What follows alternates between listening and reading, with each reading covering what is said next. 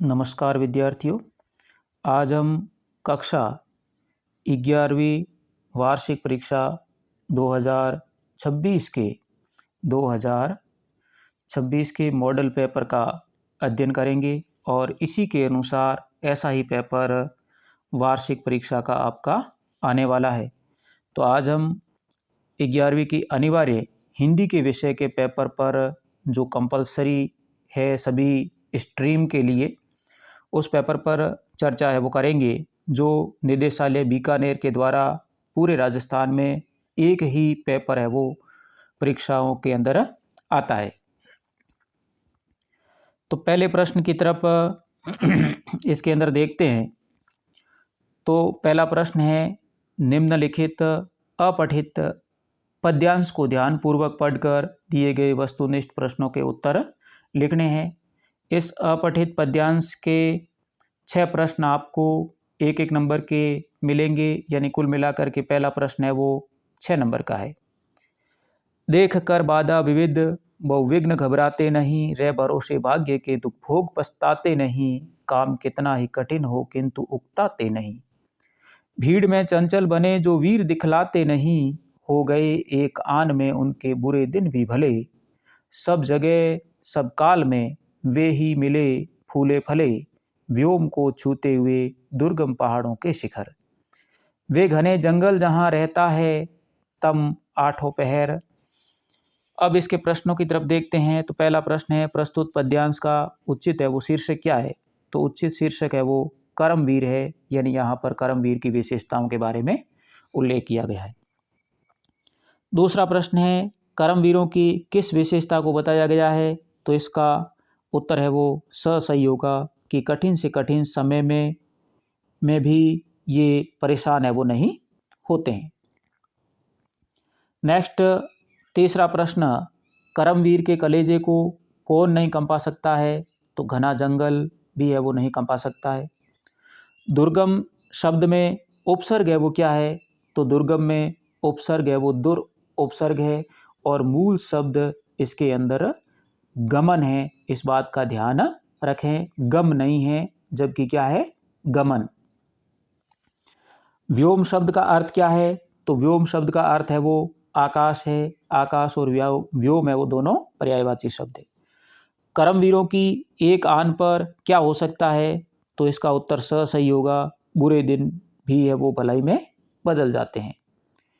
अब नेक्स्ट जो दूसरा प्रश्न है, दूसरा प्रश्न, निम्नलिखित अपठित गद्यांश को ध्यानपूर्वक पढ़कर दिए गए प्रश्नों के उत्तर देने। पहला प्रश्न अपठित पद्यांश का है, दूसरा प्रश्न गद्यांश का है। इसके अंदर भी आपको 6 मल्टीपल चॉइस प्रश्न मिलेंगे और प्रत्येक प्रश्न 1 अंक का है। कुल मिलाकर के ये प्रश्न भी 6 अंक का होने वाला है। तो आप गद्यांश को है वो ध्यानपूर्वक पढ़ लें। पहला प्रश्न है, प्रस्तुत गद्यांश का एक उपयुक्त है वो शीर्षक होगा, क्या होगा? तो इसके अंदर है वो मीठे वचनों के महत्व के बारे में बताया गया है। पाषाण हृदय शब्द का अभिप्राय है वो क्या है? पाषाण हृदय यानी कठोर हृदय है वो इसका अर्थ होगा। तीसरा प्रश्न है, मधुर वचनों को किसके समान बताया गया है? तो मधुर वचनों को पारस के समान बताया गया है, पारस की भांति है वो बताया गया है।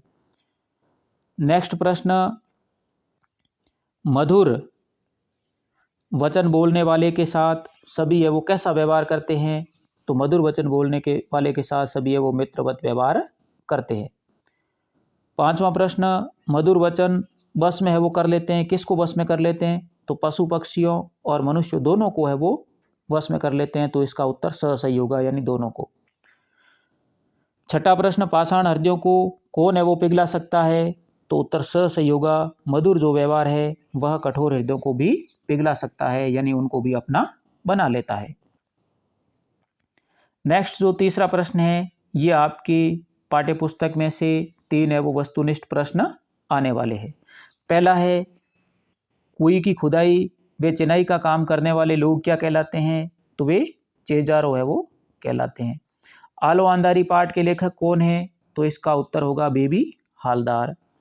तीसरा प्रश्न, लावणी नृत्य है वो किससे संबंधित है? तो लावणी नृत्य है वो महाराष्ट्र राज्य से संबंधित है।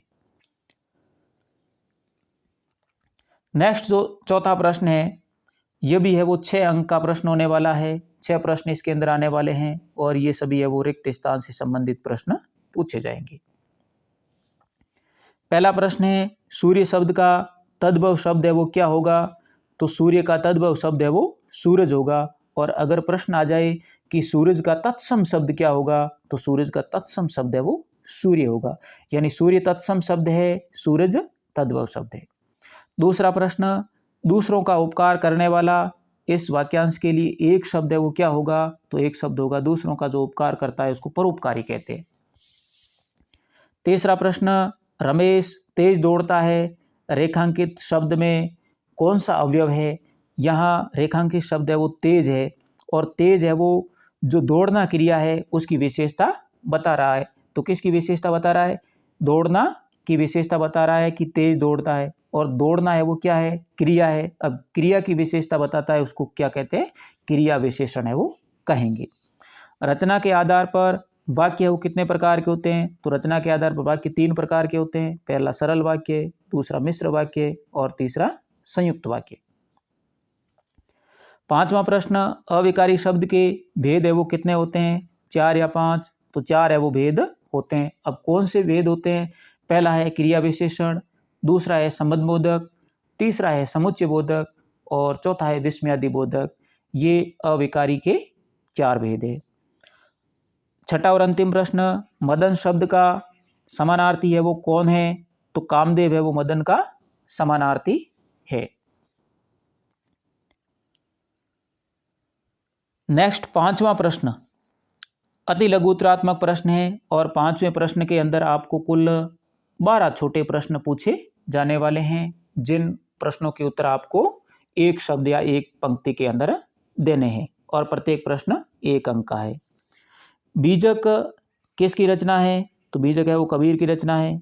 दूसरा प्रश्न, अक्क महादेवी के आराध्य देव है वो कौन है? तो चन्न मल्लिकार्जुन है वो आराध्य देव है। यह शिव का ही एक नाम है। मीराबाई की काव्य भाषा कौन सी है? तो इनकी भाषा है राजस्थानी मिश्रित ब्रज भाषा। अप्पू के साथ 2.5 साल शीर्षक संस्मरण किस फिल्म से संबंधित है? तो यह पाथेर पांचाली फिल्म से संबंधित है। माँ भोज है वो किसकी रचना है? यह मन्नू भंडारी की है। नमक का दरोगा कहानी का मुख्य नायक है वो कौन है? तो पंडित बंशीधर इसका उत्तर है। कविता का गांधी किसे है वो कहा जाता है? तो भवानी प्रसाद मिश्र को कविता का गांधी कहा जाता है। धरती किसकी रचना है? धरती है वो त्रिलोचन की रचना है। जनसंचार का सबसे लोकप्रिय माध्यम है वो कौन सा है? तो इंटरनेट है वो सबसे लोकप्रिय भी है और सबसे है वो आधुनिक माध्यम भी है। आधुनिक माध्यम भी पूछे तो ये इंटरनेट है। और सबसे पुराना पूछे तो समाचार पत्र है। ऑल इंडिया रेडियो की विधिवत स्थापना कब हुई थी? 1936 के अंदर हुई थी। और कहाँ हुई थी? मुंबई के अंदर हुई थी। नेक्स्ट प्रश्न, साय में धूप किसका गजल संग्रह है? तो ये दुष्यंत कुमार का गजल संग्रह है। अंतिम और 12वां प्रश्न है, कन्नड़ भाषा में अक्क शब्द का अर्थ है वो क्या होता है? तो अक्क का अर्थ होता है बहिन। अब नेक्स्ट जो छठा प्रश्न है, इसके अंदर आपको लघु उत्तरात्मक प्रश्न है वो पूछे जाने वाले हैं और टोटल 11 प्रश्न हैं। प्रत्येक प्रश्न 2 नंबर का है और कुल मिलाकर के छठा जो प्रश्न है वो आपके 22 अंक का होने वाला है। तो इन प्रश्नों को पढ़ करके आसानी से इनका उत्तर है वो आप अपनी पाठ्यपुस्तक के आधार पर लिखना है। प्रश्न संख्या 7 जो 4 नंबर का प्रश्न आता है और यह गद्यांश की सप्रसंग व्याख्या से संबंधित प्रश्न है। 2 अथवा के अंदर आपके गद्यांश आएंगे, उनमें से एक प्रश्न है वो आपको करना है। तो इसके अंदर आपको ध्यान रखना है, 3 बातें लिखनी है।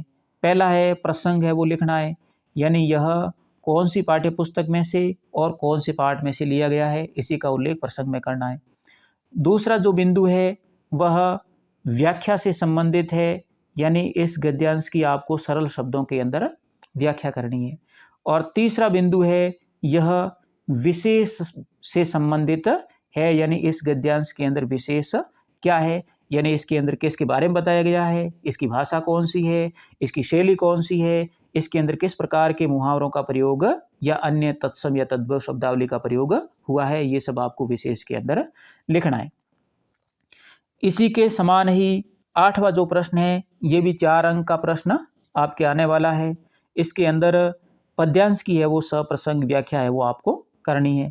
पद्यांश की सप्रसंग व्याख्या में भी आपको 3 ही बिंदु लिखने हैं। पहला प्रसंग कौन सी किताब में से, कौन से पाठ में से लिया गया है, इसके कवि का नाम बताना है। फिर दूसरा है वो इसकी आपको व्याख्या करनी है, और तीसरा बिंदु है वो इसके विषय से संबंधित है। तो गद्यांश और पद्यांश की सप्रसंग व्याख्या के अंदर आप उपयुक्त 3 बातों का है वो ध्यान रखें। 3 बिंदुओं के आधार पर ही इस प्रश्न को हल करें ताकि आपको 4 में से 4 अंक आसानी से मिल सके। नेक्स्ट जो प्रश्न है, यह 3-3 नंबर के प्रश्न है। 9 से लेकर के 14 प्रश्न तक ये है वो 3 नंबर के, और ये 14वां प्रश्न है वो 5 नंबर का प्रश्न है। अब महत्वपूर्ण ये प्रश्न है 15वां, इसको ध्यान से देखें। 15वां प्रश्न है वो 5 नंबर का प्रश्न होने वाला है। इसके अंदर आपको कार्यालय पत्र लिखना है। ध्यान रखें, कार्यालय पत्र लिखना है। कार्यालय पत्र का आपको प्रारूप आना चाहिए। इस प्रश्न के अंदर विषय अलग हो सकता है, प्रेषक या प्रेषित अलग हो सकता है, परंतु कार्यालय पत्र का जो प्रारूप है वह हमेशा एक जैसा ही रहने वाला है, उसमें किसी प्रकार का बदलाव नहीं होने वाला है। तो वीडियो को अंत तक देखें। अंत के अंदर आपको कार्यालय पत्र और इसी के अथवा के अंदर आया है अर्ध सरकारी पत्र या अर्धशासकीय पत्र जिसको कहते हैं, इन दोनों के फॉर्मेट आपको बहुत ही आसान भाषा के अंदर है वो समझाई गई हैं। इन फॉर्मेट के आधार पर आप 15वां प्रश्न है वो 5 अंक का पूरा कर सकते हैं। इसके अंदर किसी प्रकार के नंबर कटने की आपको समस्या नहीं होगी।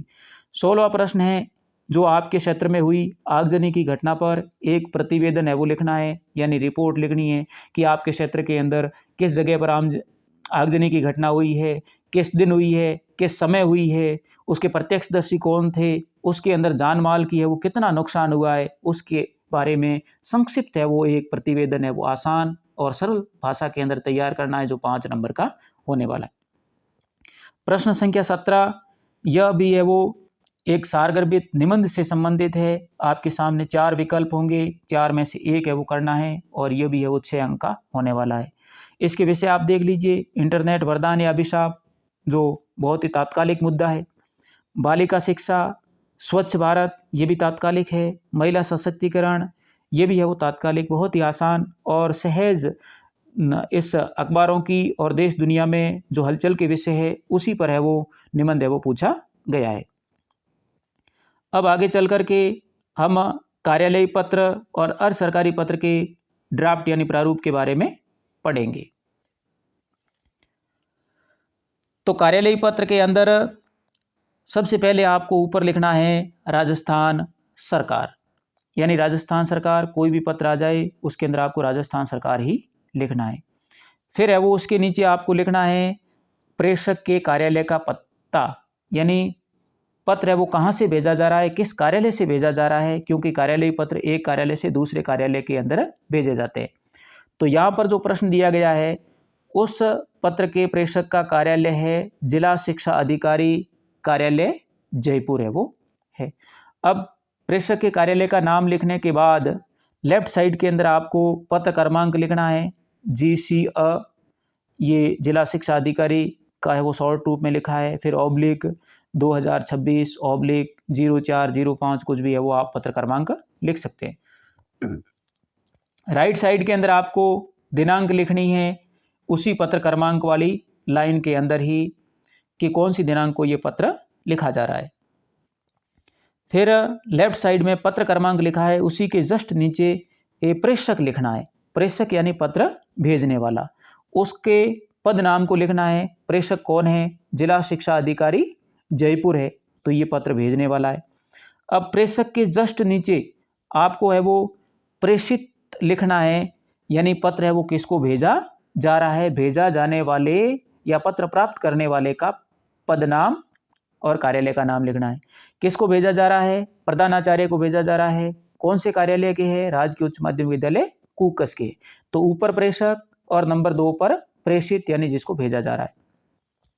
उसके बाद है वो आपको विषय लिखना है कि यानी ये पत्र है वो किस विषय से संबंधित है, किसके बारे में लिखा जा रहा है। तो परीक्षा के अंदर जो प्रश्न आया है उसका विषय है कक्षा 12 के कमज़ोर विद्यार्थियों के लिए अंग्रेजी विषय की अतिरिक्त कक्षाएं लगाने हेतु है वो जिला शिक्षा अधिकारी के द्वारा प्रधानाचार्य को पत्र लिखा गया, तो विषय ये आएगा। अब विषय के बाद सीधा है वो उसी साइड के अंदर लिखना है आपको महोदय, और महोदय के बाद में अल्प विराम आपको लगाना है।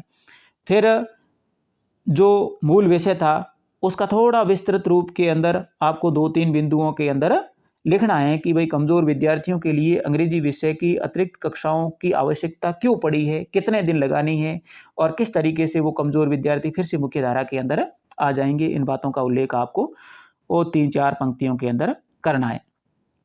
फिर कार्यालय पत्र के सबसे अंत में राइट साइड के अंदर आपको लिखना है हस्ताक्षर, और फिर है वो प्रेषक के हस्ताक्षर होंगे और प्रेषक का पदनाम होगा। प्रेषक कौन है? जिला शिक्षा अधिकारी जयपुर है, तो हस्ताक्षर जिला शिक्षा अधिकारी जयपुर और हस्ताक्षर के ऊपर आपको जिला शिक्षा अधिकारी के हस्ताक्षर करने हैं। तो यह है वो कार्यालय पत्र का फॉर्मेट हो गया। इसके अंदर प्रेषक प्रेषिती या विषय अलग हो सकते हैं, परंतु फॉर्मेट है वो यही रहने वाला है। अब इसके अथवा में जो प्रश्न आया है वह है अर्धशासकीय पत्र। अब अर्धशासकीय पत्र कह दो या अर्ध सरकारी पत्र कह दो या फिर इसको डीओ लेटर कह दो यानी डेमी ऑफिशियल लेटर कह दो, एक ही बात है। जो सरकारी कार्यालय के सरकारी काम के लिए लिखे जाते हैं, परंतु ये पत्र है वो व्यक्तिगत तरीके से है वो लिखे जाते हैं, व्यक्तिगत नाम से संबोधित होकर के लिखे जाते हैं। तो ये कार्यालय पत्र से थोड़ा सा भिन्न है। इसके प्रारूप को भी आप अच्छे ढंग से देख लें। तो इसके अंदर अर्ध शासकीय या अर्ध सरकारी पत्र के अंदर राइट साइड के अंदर सबसे पहले लिखना है क्रमांक, यानी पत्र का क्रमांक क्या है, 7/2026/2703 पत्र क्रमांक कुछ भी हो सकता है, काल्पनिक है ये। फिर है वो पत्र भेजने वाले यानी प्रेषक के कार्यालय का पता लिखना है। प्रेषक का कार्यालय क्या है? शासन सचिवालय जयपुर है। जो यहाँ पाठ्यक्रम के अंदर या इस पेपर के अंदर जो प्रश्न दिया गया है उस प्रेषक का है वो कार्यालय क्या है? शासन सचिवालय जयपुर है। यानी ऊपर पत्र क्रमांक, उसके बाद प्रेषक के कार्यालय का नाम और उसके जस्ट नीचे है वो आपको दिनांक लिखनी है कि कौन सी दिनांक को ये पत्र लिखा गया है। फिर इसी के राइट साइड के अंदर है वो आपको प्रेषक का नाम लिखना है, यानी पत्र लिखने वाला कौन है? महेंद्र कुमार है। अब प्रेषक का नाम और उसके बाद है वो उसका पद नाम लिखना है। पद नाम क्या है? विशिष्ट शासन सचिव है या और कोई भी हो सकता है। उसके बाद प्रिय श्री लिख करके आप किसको पत्र लिख रहे हैं उस पदाधिकारी का नाम है वो लिखना है, परंतु उससे पहले प्रिय श्री लिखना है अर्धशासकीय पत्र के अंदर, इस बात का ध्यान रखें। तो प्रिय श्री श्रवण कुमार। अब जो विषय था इस प्रश्न के अंदर विषय था पेयजल आपूर्ति से संबंधित विषय है। तो पेयजल आपूर्ति से संबंधित बात यानी पेयजल की आपूर्ति कैसी हो रही है और किस प्रकार की पेयजल की आपूर्ति आप चाहते हैं उसके बारे में विस्तृत रूप से 3-4 पंक्तियों के अंदर आपको उल्लेख करना है। अब उसके बाद राइट साइड में ही आपका लिखना है, आपका, और फिर है वो हस्ताक्षर करने हैं। किसके करने हैं? महेंद्र कुमार के करने। महेंद्र कुमार कौन है? महेंद्र कुमार है वो प्रेषक है, यानी पत्र है वो लिखने वाला। तो अर्धशासकीय पत्र के लास्ट में सबसे नीचे पत्र लिखने वाले का नाम और हस्ताक्षर और उसके ऊपर लिखना है आपका, ये बात ध्यान रखें। और राइट साइड के अंदर पत्र भेजने वाले का नाम और हस्ताक्षर हो गया। लेफ्ट साइड के अंदर आपने पत्र किसको लिखा है? पत्र लिखा है भाई श्रवण कुमार को लिखा है। किसको लिखा है? श्रवण कुमार को लिखा है। अब श्रवण कुमार का पदनाम क्या है? श्रवण कुमार का पदनाम है मंडलायुक्त, मंडलायुक्त जयपुर। तो श्रवण कुमार मंडलायुक्त जयपुर, ये कौन है? ये है वो प्रेषित है, ये यानी प्रेषिती यानी पत्र को प्राप्त करने वाला। इधर प्रेषक, इधर है वो प्रेषिती का नाम और मंडलायुक्त यानी उसका पदनाम और स्थान का नाम। इसी के साथ ये पूरे पेपर का विश्लेषण समाप्त हुआ और अन्य विषयों के लिए भी आप चैनल को सब्सक्राइब, लाइक और शेयर करें और इसके साथ साथ ये अपने मित्रों के साथ में भी इस प्रश्न पत्र को शेयर करें, वीडियो को शेयर करें, ताकि वो भी इस पेपर का विश्लेषण का लाभ उठा करके वार्षिक परीक्षा के अंदर अच्छे अंक है वो प्राप्त कर सके। धन्यवाद।